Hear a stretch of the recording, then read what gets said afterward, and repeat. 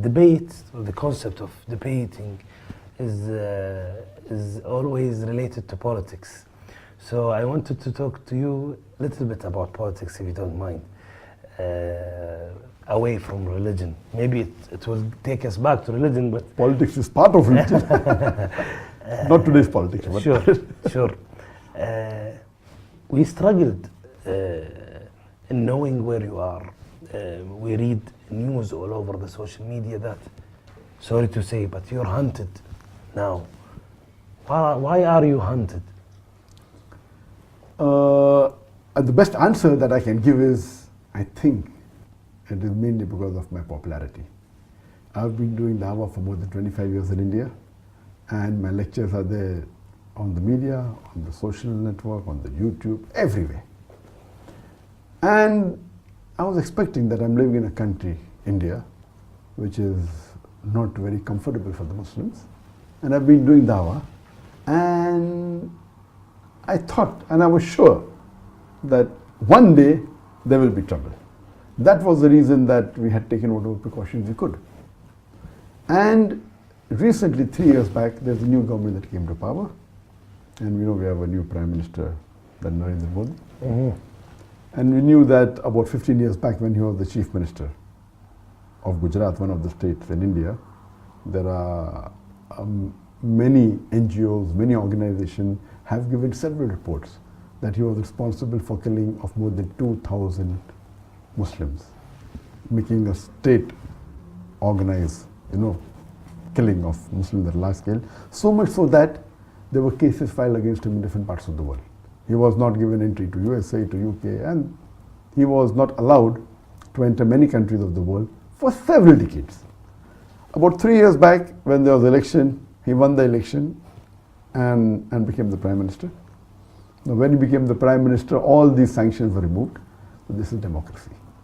Irrespective who you are, if you are elected, to build relationship, they can put anything down. And he traveled to many countries, including Muslim countries, to build relationship in the first couple of years of his tenure. And it is known that the party that he belongs to is against the Muslims. And we're expecting this to happen. And he was waiting to get some excuse to stop my activities. Last Ramadan, on the 27th of Ramadan last year, Yes. that the 1st of July, there was a terrorist attack that took place in Dhaka. Sorry. And 6 terrorists, they killed about 20 foreigners in the neighboring country.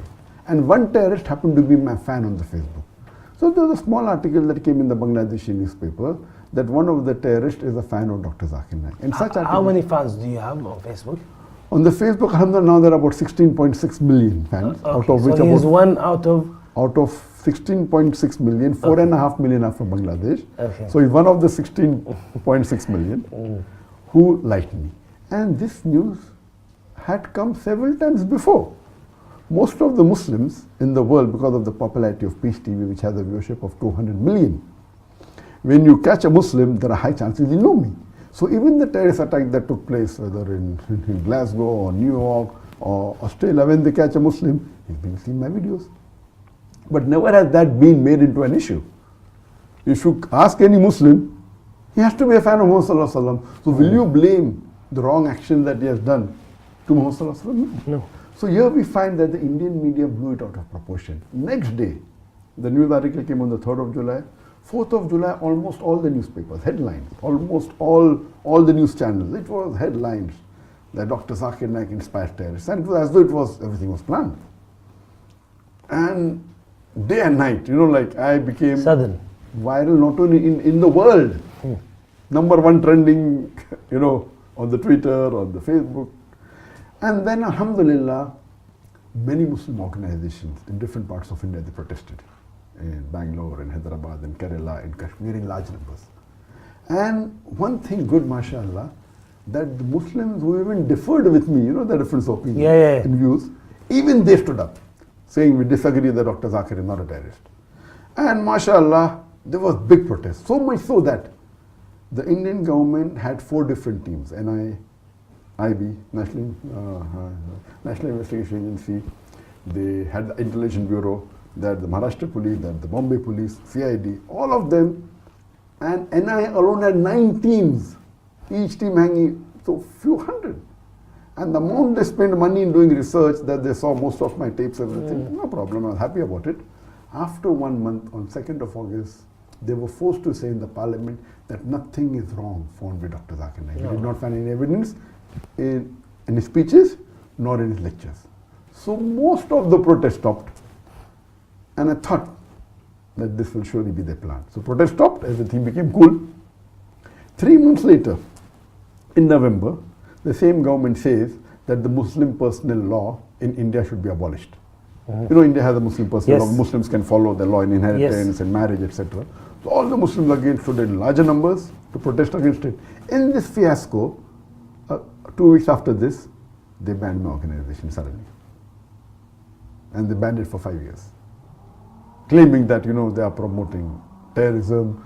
And they started getting lectures, which I've given 10 years back, I've given 15 years back. Any logical person will know that these lectures are there on the social media for 10, 15 years. If they promoted terrorism, why suddenly now are they called? So it is mainly because of the popularity. And it is shocking that the Indian government many a times before has called me to give lecture on religion in the National Academy in Hyderabad. National Academy of Hyderabad is the largest institute for training police. It is the most prestigious institute. Imagine I have been called not once, twice, and sometimes when I did not go, they pressurized me. They used influence. I'm saying, busy, no, you have to go. So twice I've addressed them, to IPS officers, to the top ranking police. So do you mean to say they've called a terrorist? Not that they found a lecture which I gave just 6 months back or 1 year back. These lectures were given 10 years, 15 years back. They're taking a clipping out of context and trying to prove to the world that I'm promoting terrorism. And as you may be aware, that the World Economic Forum has said that the second most unjust media in the world is the Indian media. Never ever in the history before has anyone who has been so popular, so well known, his life is open in the media like an open book. You know, we have Peace TV, mashallah, name is Peace, Kana Salam, having an English language, Urdu, Bangla, Chinese. The network has more than 200 million viewers. A person who's there on the social media for more than 15 years. I've been giving talks for more than 25 years. And alhamdulillah, I've been awarded, though I don't think so I deserve it, I've been awarded the most prestigious Islamic award in the world, that is the King Faisal Award for the service of Islam, which is equivalent to the Nobel Prize of Peace. It is the highest award. Alhamdulillah, I've been even given the second highest award, the Dubai Holy Quran Award, 4 years back. Then the Toko Mahal-Hijri Award, that's from Malaysia, from Sharjah, from Gambia, from many countries. I've been the guest of heads of states of many countries, Muslim countries, non-Muslim countries, giving lectures in more than 40 countries. I've been invited.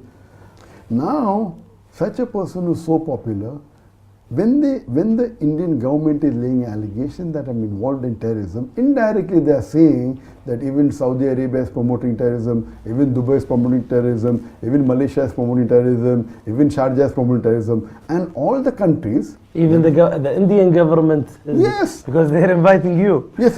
So it is so illogical, and they are taking up clips which are not new. Okay, can be possible hypothetically that I was very good and suddenly last 6 months I've been bad. Can be. Logically, they are picking up lectures of mine which I've given 10 years back, which I've given 15 years back, which I've given 5 years back. And that means the previous government, yes, they are saying yes, the previous government promoted Zakir, now we are we are correct.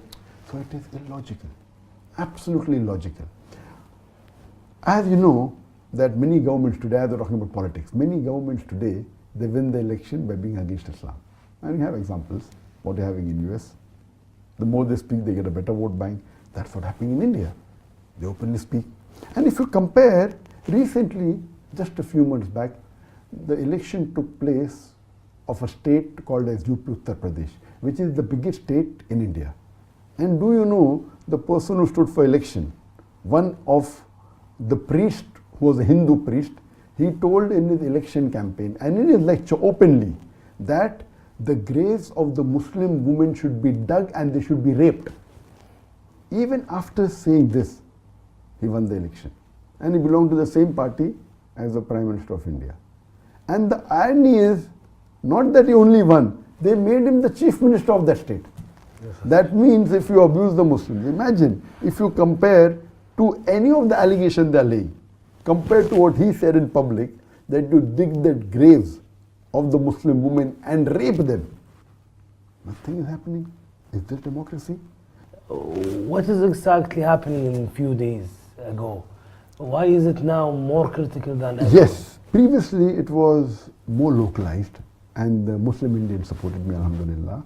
When they called me for interrogation on 31st of January, I did not receive any official letter from them. What I was hearing from the media. When I heard from the media, my lawyer gave them my email. And when I got the email, I replied on the email. I'm willing to come on video conferencing. I'm willing to do a Skype interview. What do you want? I'm ready to cooperate. What do you want? They are laying allegations that I'm doing money laundering. I said, where money laundering? We have been submitting our records. So what record we submitted 10 years back? They are saying that's not correct. Now, why are you saying now? When they called me for interrogation, I said that, okay, you want to interview me? I'm ready to cooperate. We can have a video conferencing. We can speak on the Skype. We can speak on whatever you want, I will cooperate. Give you all the answers. They said, no, we want you physically. Now, physically, we know the history of India. Yeah, of course. We know the history of the Indian police. Out of those people, Muslims arrested for terrorism, 98% are let free. But after 10 years, after 15 years, their lives are ruined. Recently, a few months back, a Muslim by the name of Abdul Wahid, he was arrested on charges of terrorism, then was let free after 8 years, then writes a book. What was done with him? How he was tortured. The first grade of torture, second grade, third grade, fourth grade. He says how they do mental torture first, then how they take out clothes, how they put current on the private parts. All this he mentioned in black and white. How do they do physical torture, third grade? And the fourth grade is they even molest the lady family members, the mothers of the victim, the sisters of the victim, until they give it, until they sign forged documents. So this is known to the world. And you expect me to go back, do you think I'm a fool?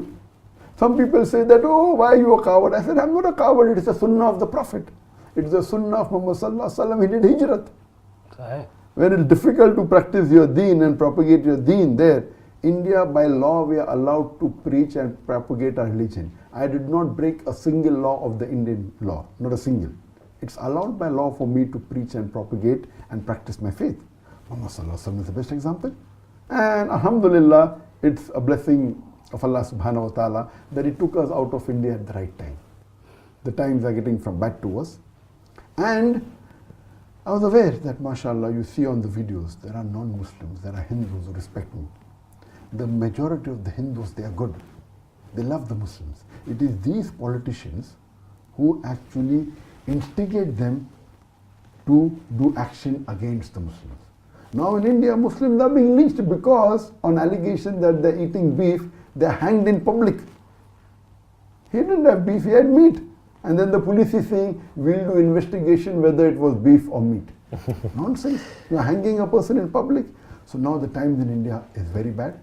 I'm thanking Allah subhanahu wa ta'ala, it took me out at the right time. As far as the investigation is concerned, I'm ready to cooperate, but they don't want me to interrogate on the phone. Because when they do it on the phone or in the media, I would love, let the audience, let it be an open interrogation. Why are you wanting a private? Because you know that you have something to hide. In privacy, you can surely threaten me. You can torture. That you cannot do. In public, you cannot do on a video conferencing. So this is nothing but tactics. Now the media is saying, because they gave me 3 summons and I did not respond to that, now they have put an unbailable warrant against me. One. This is what happened a few days ago. That happened about a month back. Yeah. Few days back, what happened, 10 days back, that warrant they took and now they are telling to the Indian government that request to the Interpol that Dr. Zakir Naik should be put on the red corner notice. So now, 1 week back, the Indian government, according to the media reports, have sent a request to the Interpol saying that Dr. Zakir Naik is promoting terrorism, therefore he should be put on the red corner notice, and anywhere in the world, any country finds him, should arrest him and send him to India.